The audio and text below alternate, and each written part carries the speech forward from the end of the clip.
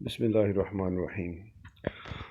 Students, हम लोग जो हैं वो डिस्कस कर रहे हैं इस वक्त लीगल प्रोविजंस गवर्निंग दी पर्सनस। अब हम लोगों ने जब टैक्स के हवाले से किसी भी पर्सन के लिए लीगल प्रोविजंस की बात करनी होती है तो वो एक्चुअली कंडीशंस हैं, जिन कंडीशंस को हमने देखना होता है जब भी किसी पर्सन की हम लोग टैक्स लाइबिलिटी कैलकुलेट कर रहे होते हैं।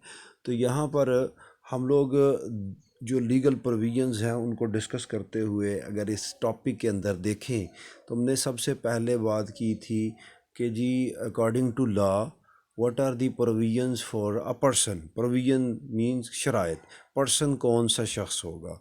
फिर उसके बाद हमने कंपनी पे बात की, फिर उसके बाद हमने एओपी पे बात की, दैन उसके बाद हमने रेजिडेंशियल स्टेटस की प्रोविजंस पे बात की कि रेजिडेंशियल स्टेटस अगर चेक करना हो weather a person is a resident और नॉन रेजिडेंट, तो उस सूरत में हम लोगों को किस तरीके से जो है वो देखना है कि कोई रेजिडेंट है या नॉन रेजिडेंट है।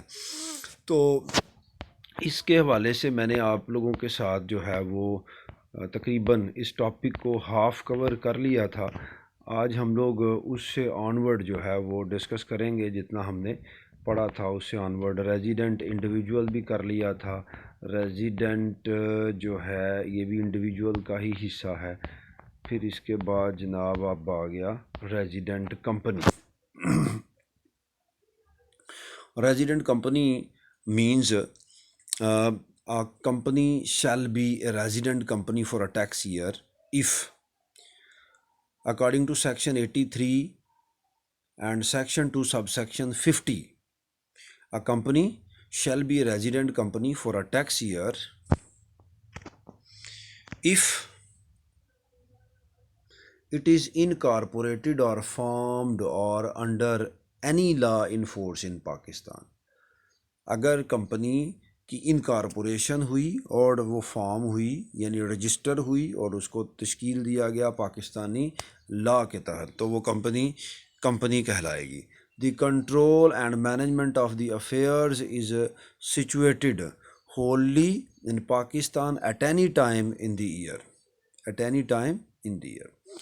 तो company shall be a resident company for a tax year if it is incorporated or formed by or under any law in force in Pakistan। Company जो है वो पाकिस्तानी लॉ के तहत फॉर्म हुई हो, रजिस्टर्ड हुई हो, वो चाहे किसी भी पाकिस्तानी लॉ के तहत फॉर्म और रजिस्टर्ड हुई हो।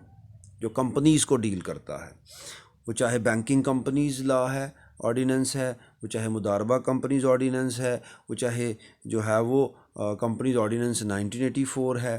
तो कोई भी हमारा जो कंपनीज़ का एक्ट या ऑर्डिनेंस है उसके तहत जो है वो कंपनी फॉर्म होगी और रजिस्टर्ड होगी, वो रेजिडेंट कंपनी है। और कंपनी का जो होल कंट्रोल एंड मैनेजमेंट जो है वो during the tax year Pakistan से होती रही हो या हो रही हो। The control and management of the affairs of the company is situated wholly in Pakistan at any time in the year। It is a provincial government or a local government in Pakistan। provincial government और local government जो हैं ये भी हमारी जो हैं वो किस में आती हैं, इसमें आ जाएगी आपकी रेजिडेंट कंपनी के अंदर। फिर इसके बाद हम लोग अगर बात करते हैं तो है जी रेजिडेंट एओपी। रेजिडेंट एओपी के हवाले से जब हम लोग डिस्कशन करते हैं तो सेक्शन 84 में इस से रिलेटेड आपको जो है वो प्रोविजंस मिलती हैं कि कब कोई पर्सन जो है वो रेजिडेंट जो है वो एओपी कहलाएगा।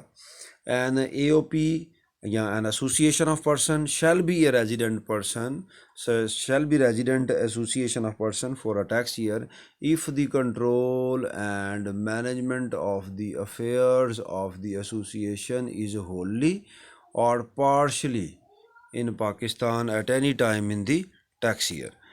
यानी इसके अंदर जो शर्त है थोड़ी सी फ्लैक्सीबल उससे हो जाती है। इसके अंदर कहा यह जा रहा है कि जी आपके जो हैं वो होली और partially in Pakistan at any time in the year. जो एसोसिएशन ऑफ पर्सन है, उसके हवाले से अगर हम लोग ये जो सेंटेंस लिखे हुए हैं, दो तीन से एक सेंटेंस लिखा हुआ है, इस सेंटेंस को अगर हम डिटेल में देखना चाहें तो इसकी एक्सप्लेनेशन ये बनती है, in case of an AOP actually even a partial control is sufficient to become a resident for tax year. Partial control अगर पाकिस्तान से हो रहा है देन भी आप कह सकते हो कि रेजिडेंट एओपी है। It is not necessary that the control should be exercised for the whole year. पूरे साल के लिए यहाँ पर कंट्रोल होना ज़रूरी नहीं है, चाहे पार्शियल कंट्रोल की बात हो रही हो या फुल कंट्रोल की। It means an AOP shall not be a resident if it's control and management is completely outside the Pakistan throughout the year. इसका मतलब ये होगा कि नॉन रेजिडेंट उस वक्त होगा एओपी जब उसका मुकम्मल तौर पे जो कंट्रोल है और मैनेजमेंट है वो through out the year Pakistan से बाहर रही हो। और यहाँ पे ये लचक थी कि पार्शियल कंट्रोल या होल कंट्रोल पाकिस्तान से फॉर टाइम बीइंग अगर पाकिस्तान से हुआ तब भी वो रेजिडेंट एओपी है। The residence of the members of AOP has no bearing on the determination of residential status. यहाँ पर ये बात भी याद रहे, जो मेंबर्स हैं, जो पार्टनर्स हैं, जो उसके अंदर हिस्सेदार हैं एओपी के अंदर, उनके स्टेटस से कोई इसका स्टेटस चेंज होने वाला नहीं है। वो चाहे रेजिडेंट है नॉन रेजिडेंट है उसको नहीं देखना, हमने एओपी को एज ए होल देखना है। अब इसके बाद जनाब आप आ जाएँ non resident person. Very simple definition है इसकी। सेक्शन 2 सब सेक्शन 37 के अंदर इसकी जो डेफिनीशन मौजूद है वो क्या है? According to section 81 of the income tax ordinance 2001, अगर हम लोग section 81 of the income tax ordinance 2001 के मुताबिक देखें, a person shall be a non resident for a tax year if the person is not a resident person for that tax year. हम किसी को non resident तब बोलते हैं, हम किसी पर्सन को नॉन रेजिडेंट तब बोलते हैं जब वो किसी टैक्स ईयर के लिए जो है वो नॉन रेजिडेंट पर्सन ट्रीट होता है। अ person shall be a non resident for a tax year if the person is not a resident person. अगर वो रेजिडेंट पर्सन नहीं है तो वो फिर कौन है? नॉन रेजिडेंट पर्सन है। और इसमें आ सकते हैं non resident individual, non resident company, non resident AOP. ठीक हो गया जी। अब इसके बाद है जी आपकी next term non resident tax pair. Section 2 sub section 38 ने जिस तरह इसको डिफ़ाइन किया, हम एज इट इज़ सेम जो वर्ड्स हैं वो यूज़ करेंगे। ए non resident tax pair means A tax payer who is a non resident person. जो नॉन रेजिडेंट पर्सन होगा अगर वही हम देखें तो टैक्स पेयर जब बनेगा तो वो नॉन रेजिडेंट टैक्स पेयर कहलाएगा। Non resident tax payer actually non resident person ही को कहते हैं।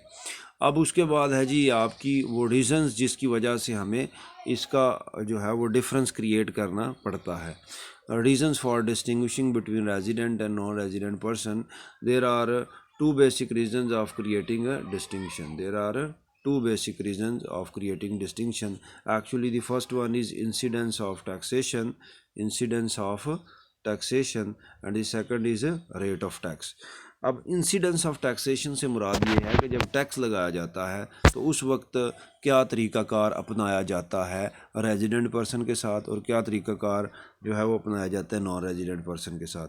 तो रेजिडेंट पर्सन की जब आप टैक्स की अमाउंट कैलकुलेट करने लगते हैं तो आप उसमें अगर देखें तो लिखा हुआ है कि जी इसके अंदर resident person is equal to Pakistan source income plus foreign source income, Pakistan source income plus foreign source income.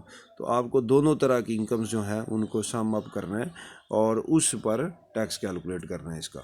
और जो नॉन रेजिडेंट पर्सन है उसके लिए अगर आप देखें अभी तो नॉन रेजिडेंट टैक्स पेयर के लिए सिर्फ़ और सिर्फ उसने किसका हिसाब देना है? पाकिस्तान के अंदर टैक्स अथॉरिटीज़ को जो पाकिस्तान सोर्स इनकम है उसका उसने हिसाब किताब यहाँ पे देना है। उसको वो जो उसकी फॉरेन सोर्स इनकम है उसका हिसाब नहीं देना नॉन रेजिडेंट पर्सन ने। फिर इसके बाद अगर आप लोग नेक्स्ट एक और रीज़न पे बात करें कि क्या रीज़न है जी जिस वजह से हम रेजिडेंट और नॉन रेजिडेंट का डिफरेंस क्रिएट करते हैं, और that reason is actually rates of tax. के रेजिडेंट पर्सन के लिए there is a difference in tax rates of resident and non resident. There is a difference in tax rates of resident and non resident. तो मैंने आप लोगों के साथ जो है वो रिमेनिंग जो टॉपिक था आपका रेजिडेंशियल स्टेटस का, उसको डिटेल से डिस्कस किया। होपफुली आप लोगों को समझ आ गई होगी। अगर इसकी समरी पे हम लोग आए लेक्चर की, तो समरी कुछ इस तरह से थी कि हमने इसमें रेजिडेंट कंपनी पे बात की है, रेजिडेंट कंपनी की डेफिनेशन को देखा है, ठीक है, कि रेजिडेंट जो कंपनी है उसकी क्या क्या शराइत हैं। फिर हमने रेजिडेंट एओपी पे बात की है, उसकी थोड़ी सी वजाहत भी दी आप लोगों को। फिर उसके बाद आप लोगों को बताया नॉन रेजिडेंट पर्सन किसको बोलते हैं। फिर उसके बाद आप लोगों को बताया इसके अंदर कि नॉन रेजिडेंट टैक्सपेयर से क्या मुराद है और क्या रीज़न्स हैं कि जिस वजह से हम लोग रेजिडेंट और नॉन रेजिडेंट की डिस्टिंक्शन क्रिएट करते हैं। तो स्टूडेंट्स, आप लोग इसके बारे में अपना फ़ीडबैक ज़रूर दीजिएगा। Thank you very much. Hopefully आप लोगों को इस लेक्चर की समझ आ गई होगी। टेक केयर जी। अल्लाह हाफिज़।